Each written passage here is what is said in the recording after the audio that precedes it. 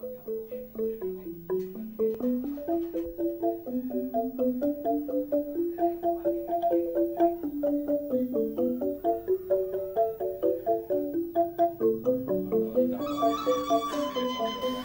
penyerahan secara simbolis, bantuan bedah warung di Banjar Perian Kauh, Desa Perian, Kecamatan Baturiti, Wakil Bupati Tabanan, Ikomang Gede Sanjaya menyatakan pihaknya memperoleh informasi bila program bedah warung ini sudah menjadi model di daerah lain.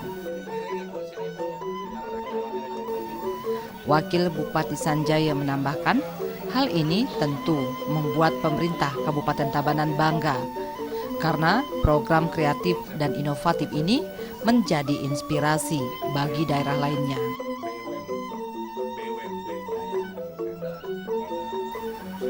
Wakil Bupati Sanjaya menekankan, program kreatif ini lebih dikembangkan terutama untuk menyiasati keterbatasan anggaran daerah.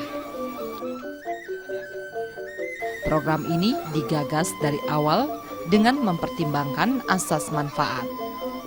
Asas manfaat turut menjadi pertimbangan dalam program-program inovatif atau program gerbang lainnya. Bila bermanfaat, program itu setiap tahun ditingkatkan.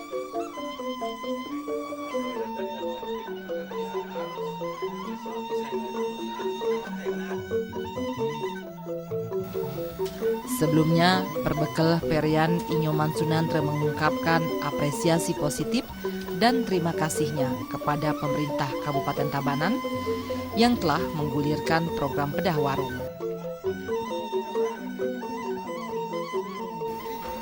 Nyoman Sunantre turut mengapresiasi program pengembangan ekonomi mikro lainnya lewat program partisipatif lain. Peresmian bantuan bedah rumah dilakukan langsung di warung Latin milik Ketut Sandia.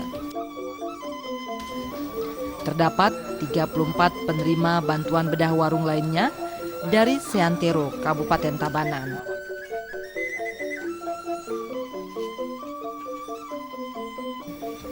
Di samping itu, dilakukan pula penyerahan bantuan bedah rumah dan bingkisan sembako kepada 30 orang.